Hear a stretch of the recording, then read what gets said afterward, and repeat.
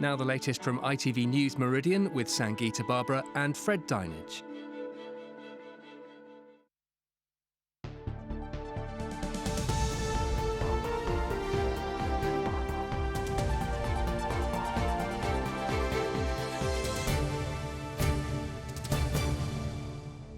Good evening and welcome to ITV News Meridian. Tonight's headlines here in the south. Ticked off, campaigners demand better detection of Lyme disease. Find out what it is and how to prevent it happening to you. The woman who lost her father in the Brighton IRA bomb. She tells us why she's now friends with the man who murdered him. Taking command, the man tasked with bringing the Navy's new aircraft carrier, HMS Queen Elizabeth, to her new home in Portsmouth. And for sale, one blue Nissan Micra with 92,000 miles on the clock. So who's the new owner? The clue may be in the colour.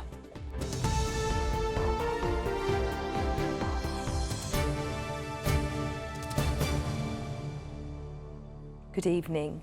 It's one of the fastest growing diseases in the Western world, which, if caught, can cause devastating side effects.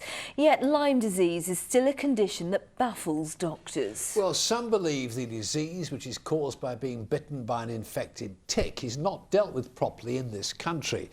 Today, campaigners from across the south protested outside the House of Commons, calling for urgent government action. Our political correspondent Phil Hornby has our report. They all have their own stories of misdiagnosis, late diagnosis, or no diagnosis at all, of an NHS which they say doesn't understand the scale of the problem and doesn't care for people properly. It's a disease which begins with the bite of a tick and can lead to a lifetime of suffering. Ticks are nasty things which, if they bite you, even though you don't know they bite you, they can actually wreck your life with a bacterial infection. The NHS doesn't know how to diagnose it, and there's no treatment protocol been evolved either. She'd come from Horsham in Sussex. This woman came here from Shalbourne in Wiltshire. There are about 3,000 people a month that will be affected by Lyme disease. 30% will be children. So something has to be done now. People think this is a rare disease. Absolutely not. The reason why it's rare is because the test for Lyme disease is inadequate. This campaigners from Brighton. There are people here from all over the country today, but there are an awful lot of people who can't be here, aren't there? Yes. So basically I've been taking messages from many people all over the country, either on T-shirts or bunting that we've put together to carry a message for people that are actually too bedridden, too ill, dying. Sorry, I feel quite emotional about this, but yeah, there are messages here, and they're a representation of other people who just couldn't be here today. The government say they're carrying out a review of the way Lyme disease is diagnosed and treated, but the protesters say it'll take too long. They want urgent action. Please do research and give us some help, because we need to be tested properly and treated. We are not treated at all. It sounds a pretty desperate situation. It really is. I've had it for 32 years and it's just getting to the point when my whole body's starting to fall apart. If it's found quickly, Lyme disease can usually be cured using antibiotics. But it's too late for these people, and they're very, very angry. Phil Hornby, ITV News, Westminster. Well, earlier I spoke to Dr. Hilary Jones, who has been a GP in Hampshire for many years and, of course, a regular face here on ITV. Dr. Hilary, thank you so much for joining us. Now, other countries seem to be much better at detecting Lyme disease. Why do we find it so difficult? I'm not sure. I think our level of suspicion of Lyme disease isn't as great as it is, say, in Germany or the United States. We're not looking for it as much as they are. On the other hand, the test that we do can often create false positives and false negatives. So it may be that they're over-diagnosing, whereas we here are under-diagnosing. So what can be done to help doctors recognise the symptoms? We certainly need to raise awareness of Lyme disease. Probably it affects at least 3,000 people every year in this country, and we're not recognising nearly as many as that. So doctors need to be suspicious of it when people complain of chronic fatigue and symptoms which are non-specific and haven't been explained. We also need to carry out much more regular testing so that we test and we retest if the tests are negative in the first instance. And that means the NHS getting up to speed as well. And finally, what can we do to prevent Lyme disease? I think if you're going out into wooded areas where the grass is high, you're walking through brush where the ticks live, they live on deer, they can be transmitted to grass, transmitted to the human skin, you need to be wearing long sleeve shirts, long trousers tucked into socks to prevent the exposure of the skin to the tick. Look at your pets to see they're not carrying ticks back home. Shower, look in skin creases, and if you see a tick in the skin, certainly if there's a rash around it, go and talk to your doctor, get that tick removed, use an antiseptic afterwards after soap and water, and just be very vigilant. Great advice. Dr. Hilary Jones, thank you very much. Thanks, Sangeet. Well, for more advice on Lyme disease, including the signs and symptoms to look out for, do head to our website, itv.com/Meridian. In other news, a fire at a firework factory in Southampton was caused accidentally, according to investigators. Explosives lit up the sky during the blaze at Southern Firework Factory on Brighton Road West earlier this month. Southampton City Council says the building will have to be demolished. The Home Office says a group of suspected illegal immigrants discovered in a lorry in Portsmouth at the weekend were all from Africa. 10 Sudanese, 7 Ethiopian and 11 Eritrean nationals were found by police in the back of an HGV on Saturday. The driver was arrested on suspicion of helping them into the UK. Police have released this photo of a potential key witness to a crash on the A35 in Dorset. 3 motorbikes collided on Saturday afternoon between Yellowham Hill and Puddletown. 6 people were injured and 2 remain in hospital. The Brighton-based boxer Chris Eubank Jr. has offered his British title belt to Nick Blackwell as a goodwill gesture. The 26-year-old was appearing on Good Morning Britain with his father to address criticism over the press conference he held following their fight in March. Nick Blackwell had to be put into an induced coma after he suffered swelling to the brain. I was shocked. I was shocked when I first heard the things he'd been saying, because we'd had a little a talk on social media, on Twitter, and he kind of said everything was okay, and you know, that there was no hard feelings. But you know, the truth is, you know, I ended the guy's career. I've stopped him from being able to make a living. Princess Anne visited Portsmouth's historic dockyard today to unveil the bell from HMS Hood during a ceremony to mark the 75th anniversary of its sinking. The World War II battle cruiser was hit by the German ship Bismarck in 1941, resulting in the Royal Navy's largest loss of life from a single vessel. The bell, which has now been restored, was retrieved from the seabed off Denmark Strait last year. The future of the New Haven to Dieppe ferry looks more hopeful tonight after a delegation from Sussex held talks in France. The service is currently subsidised by the French. But cross-channel rivals Eurotunnel mounted a legal challenge, claiming that's unfair competition. Now a new contract has been put out to tender, as Malcolm Shaw will tell us. The first ferry of the day eases out of New Haven Harbour this morning. The service to Dieppe is operated by the Danish company DFDS, but it's subsidised by the French to the tune of around £20 million per year. That's a source of irritation to other companies competing for the cross-channel trade in passengers and freight. The ferry route has been the subject of a legal dispute since 2010.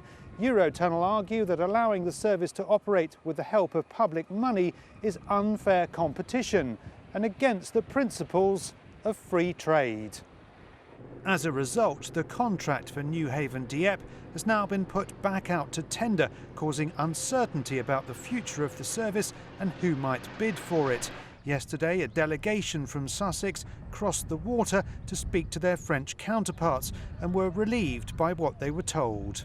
The new contract, which will start around August time, will be for 4 years, so that gives us some certainty, which we've not had for a little while. But also DFDS did say that they've put a bid in, and of course there may be a number of bidders who've put bids in, but we were very happy that at least someone has, so that it's likely that the contract will be let in July. So that's really, really good news for us. Trouble on the Dover-Calais route has led many travellers to seek other ways to cross the Channel, and ports like Newhaven have picked up welcome business. DFDS has seen a 50% increase in passengers over the last year. It's really the linchpin of the town and the port itself, and without the ferry service, the port would be in danger of closing, I would suggest. So it's always been important. It's been around over 100 years. It's well loved by local people and well used as well. Currently, there are 3 crossings to Dieppe each day. DFDS says it'll continue to operate as normal until the new contract is awarded. Malcolm Shaw, ITV News, Newhaven. Now, throughout the month, art lovers and snoopers alike have been taking the chance to visit people's homes transformed into galleries. But it's not just 2 ups, 2 downs, starring in Brighton's biggest ever open houses art trail, as our Andy Dickinson found out. It's a camper van come collective art space featuring prints, 3D design, even a cinema. This motorhome, one of the stars of this year's Brighton Open Houses Festival. We just wanted to see how much we could make it feel totally different inside than what it looks like outside. People have said, oh, we kind of like how when you walk around it wobbles a bit and just things like that. I think people like to be put into different environments and like have the different senses to be stimulated. Now in its 36th year, around 200 homes have thrown open their doors to this year's art trail, exhibiting the work of 1,500 artists, with everyone from graduates to architects, professionals to schoolchildren taking part. Last weekend, more than 230 visitors helped create this tape room, and as you can see, there's art all around me. On the whole, the Open House Festival expects more than 200,000 visits. Some artists kick-starting their careers by featuring their work. It's a great vehicle for artists to show their work to people who've never seen it before. When I first did it 9 years ago, it was probably the best thing I ever did in terms of just meeting new people, getting new business, and just getting your work out to a really big, audience of people. The festival runs on weekends until the end of May, and there's nothing fishy or woolly about it. Andy Dickinson, ITV News, Brighton. Love the knitted shrimps. You're watching ITV News here in the Meridian region. Coming up, the mystery shopper who stunned staff at a used car centre. Who is it? Find out in just a bit. And for more on all of our stories, you can head to our website itv.com/Meridian or get in touch via Facebook or Twitter.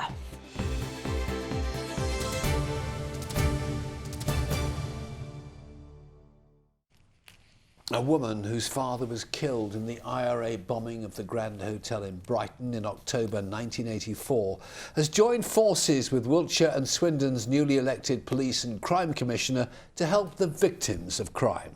Yes, Joe Berry's father, politician Sir Anthony Berry, was one of 5 people killed by the IRA. Its target was the then Prime Minister Margaret Thatcher and her Tory cabinet, who was staying at the hotel for the Conservative Party conference. Former Minister Lord Tebbit was severely injured. His wife Margaret was left paralysed. Mrs Thatcher escaped injured.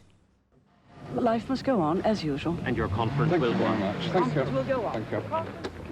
All right, John. The conference will go on as usual. Well, amazingly, in recent years, Joe Berry has become friends with the man who planted that bomb, Patrick McGee. He served 13 years before being freed early under the terms of the Good Friday Agreement. She and he worked together for peace and to encourage victims to meet the perpetrators of the crime as part of the recovery process. I spoke to her earlier. Joe, good to see you. Working with Wiltshire and Swindon's Crime Commissioner Angus McPherson, what's actually happening there? Well, tonight I'm speaking at an event and we're looking for more people to be trained as facilitators in restorative justice. There's an excellent programme happening in Wiltshire and I'm very honoured to be part of it. And then in June I'm actually being trained as a volunteer in Frome, where I live in Somerset. There's several of us there who want to be trained. And because of my work and experience over the years, I see the value of restorative justice, and the fact that this work's happening in Wiltshire, so near where I live, is really exciting. Forgiveness is a very hard thing, so how do you work alongside the man who murdered your father? I mean, is it forgiveness? I don't think it is forgiveness. You know, it's hard to say what words it is. I prefer the word empathy. That's a very important word for me because it's about understanding and really listening to the story of the other. Has he ever said sorry for planting that bomb, for killing people in Brighton? He said sorry to me at the end of our first meeting, and that meant a lot to me. You see, you were 27 at the time of your father's death. It's moulded who you are, and particularly the type of work that you do now, presumably. Yes, it's completely influenced every part of my life. And I'm learning about the importance of conflict transformation, conflict prevention, what is peace. And for me, restorative justice is a big part of that. But mainly, I've been learning about myself. I think that we start off by being the change you want to be in the world. So I'm learning to be non-violent and find ways to not blame people but challenge their behaviour, which is very different. And I now regard Pat McGee as he's my friend. We work together, we've spoken all around the world, and together we talk about the importance of empathy and dialogue and not demonising each other. You are a remarkable lady. Jo Berry, thank you very much indeed for talking to us. Thank you.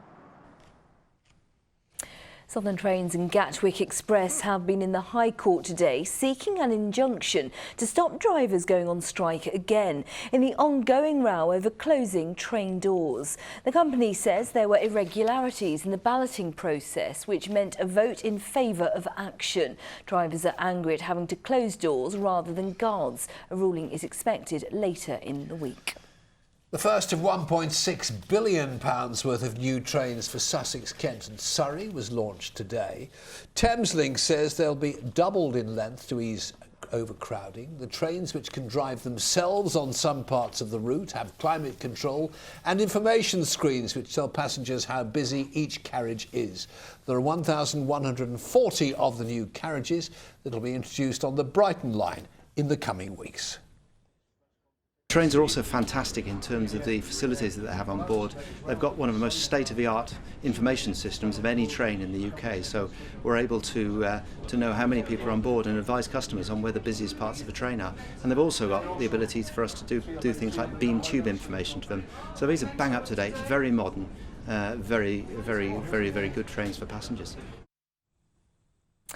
The man who'll bring the aircraft carrier HMS Queen Elizabeth home to Portsmouth next year has taken command for the first time. Yes, Captain Jerry Kidd, who went to Southampton University and lives in Hampshire, was welcomed aboard in Rosyth in Scotland, where she's nearing completion. Our reporter Richard Jones was also there.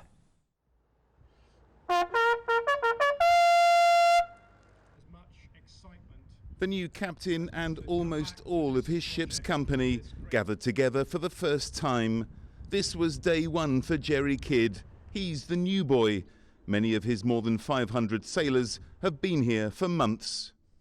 Captain Kidd's job over the next few months will be to make sure his entire crew, the youngest and the oldest, the novices and the most experienced, are ready to take Queen Elizabeth to sea for the very first time.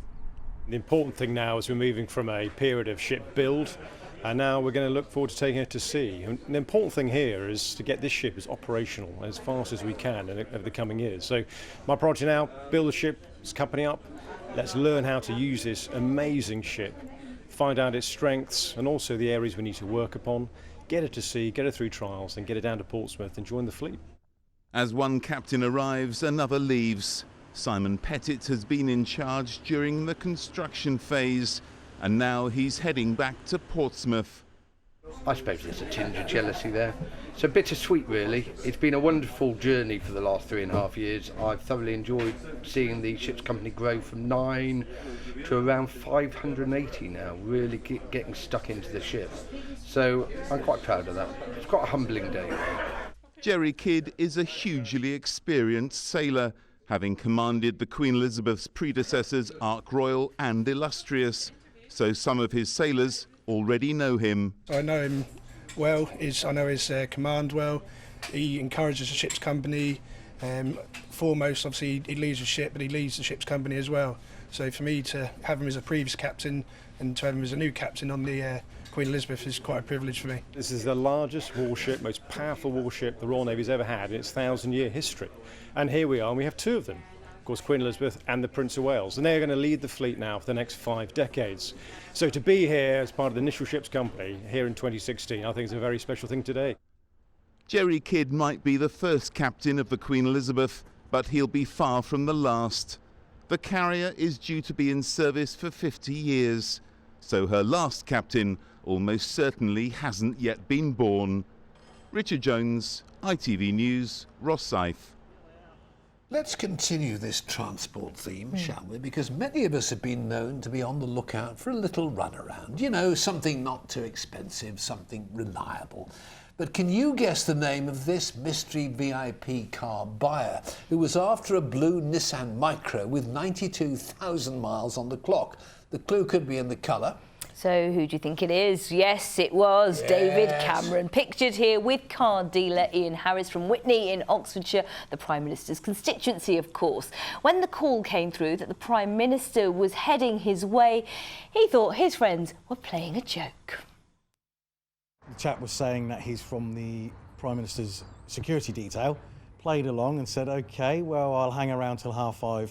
And lo and behold, it was David Cameron, the Prime Minister. He was just like a normal chap buying a car for his wife, really, in all fairness. He came along, looked at the car, had somebody check the lights whilst he was in the car, and that was it, really. Just said, yeah, that's the kind of car I'm after, and paid the money and drove the car away. It was kind of quite an easy sale.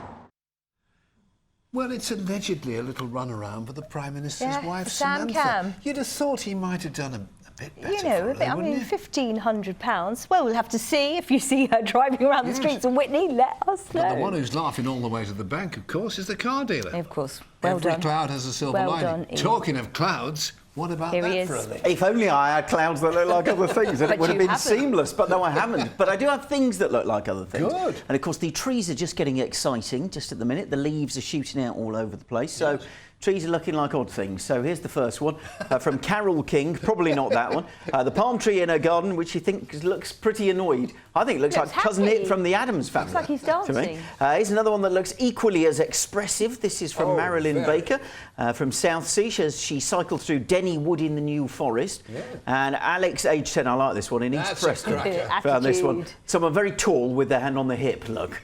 Cross, I'm thinking. Mimi was driving down the... Oh, no, hang on. This is Brian in Parkgate, who has an Acer that he thinks looks like a chicken. Right, go on. But this is Mimi, who was driving down the A20, spotted this one. What do you think? That's a bear. Yeah, looking at a bird. You can see it now, can't you?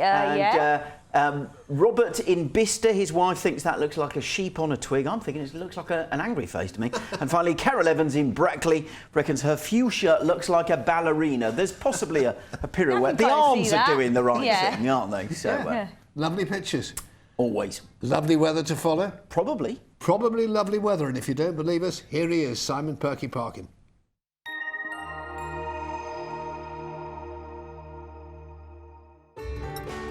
From blizzards to pool, driving through Europe. Eurotunnel the Shuttle sponsors ITV Meridian weather.